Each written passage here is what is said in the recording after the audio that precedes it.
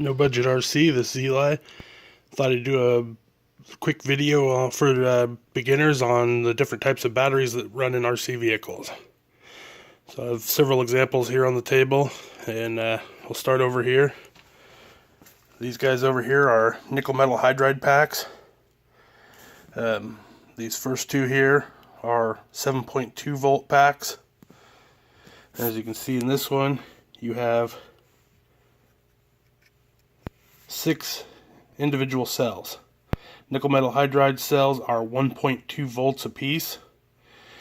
As you can see, this one is an 8.4 volt because it has 7 cells. Now, when you step up to a Lipo, these guys right here are all 2-cell Lipos. As you can see on that one, they're 7.4 volts because on a Lipo, your cell is 3.7 volts for a cell. So here we have a little what they call a saddle pack. There's a soft case Lipo. That's a hard case Lipo. As you can see, hard case is going to be a little thicker, but it gives you that hard case, which is actually a little safer when you're bashing hard. If something was to come up and hit the battery, you have some more protection there. But those are all 3 examples of 2-cell Lipos. Over here, these ones are all 3-cell Lipos. This little shorty pack here is what I run in my crawlers. I like to just run these small Lipos. Even though it's a small Lipo, that gives me probably 45 minutes of run time in my crawler. And then you step up here, and this is a hard case Lipo. And this here's a soft case Lipo. As you notice, it's thinner and longer than that hard case Lipo. That's because this one is specifically designed to go in like the Traxxas Summit and the Traxxas E-Revo. They have a battery box on either side of the chassis that accepts a thin, longer battery like this. So that's why that's made a little thinner and longer, because it's designed to fit specific vehicles. Over here we have a couple of 4S Lipos. Now this one's a soft pack, and that one's a hard case Lipo. Now this is a very big difference in size. Besides that being a hard case Lipo, you see that 6700 milliamp versus 4000 milliamp.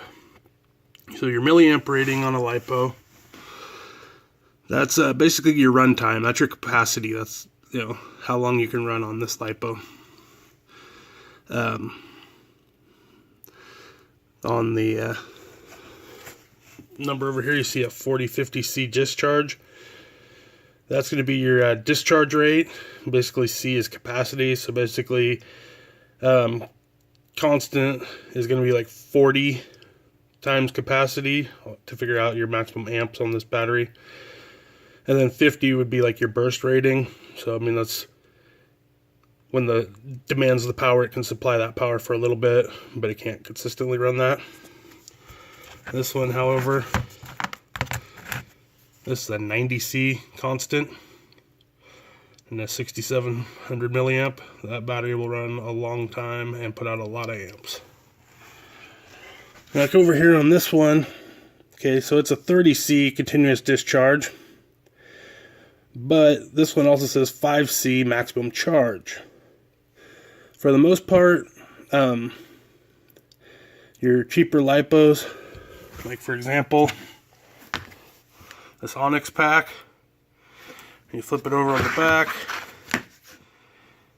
it tells you never charge at currents greater than 1C. So on this 5000 milliamp pack, that means you can charge at 5 amps. That's the highest that you can safely charge. Well, on this one, means you can charge at 5C. So 1C on a 2200 milliamp pack would be 2.2 amps. So multiply that by 5, and that's your maximum charge rate on that. 2200 milliamp batteries charge pretty quick. I would probably never charge it at 5C. Maybe like 2C. Charge it at 4.4 amps. So 3 cells. We already talked about cell. A cell is 3.7 volts. The 3S is the same thing. That just means 3 series. It means there's 3 cells in series in there. And 11.1 volts is going to be your 3.7 by 3 cells.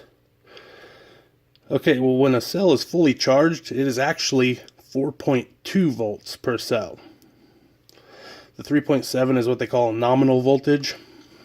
On a Lipo, you charge them to 4.2, and then you never want to discharge them below 3 volts is the very lowest I ever go. I usually set my cutoff for like 3.4 volts, so that if you go below that, it can cause your pack to swell.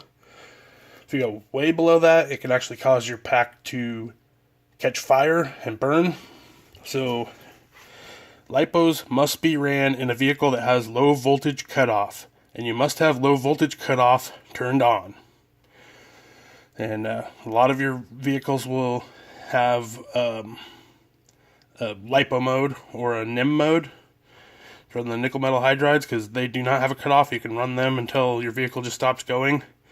On your Lipos, do not run your vehicle until it stops going. You want to have a low voltage cutoff, and most low voltage cutoffs are going to drop you down to like 50% power. It'll let you have 50% power for a little while, and then it will shut off the speed controller, and you will be able to still turn the vehicle, but you will not be able to go forward or reverse. That is to keep you from burning up your batteries. So, notice on the Lipo packs, they have this little plug here, and they do not have those on the NIM packs. That is your balance plug, and when you are charging, you want to plug that balance plug in, and you want to balance charge a Lipo. And what balance charging is your charger will keep track of how many volts are in each cell, so that it does not overcharge a cell. If you were to do it, not like a lot of chargers will allow you to do a fast charge, but usually they only charge to about 90% of capacity. One cell, like on a 2S Lipo, 7.4 volts, well, fully charged is 8.4 volts. It might, if you had a cell that was at 2 volts, it might charge the other one to 6.4 volts, which would damage the battery and more than likely probably cause it to catch fire. So I recommend that you always balance charge, but yeah, I mean, there's the option of fast charging, but if you do fast charge, please stay there with your battery. Anytime you're charging a Lipo, you should be in the same room. I usually charge mine in the garage, and I will stay out here in the garage and watch YouTube videos or something while I'm charging my Lipos, or I'll be working on one of my vehicles. I'm never far away in case something does happen. So be safe, have fun, go fast. But hopefully this helps out some of you new guys that are just getting started. And thanks for watching. Please thumbs up, subscribe, share the video if you found it helpful. And I'll catch you next time.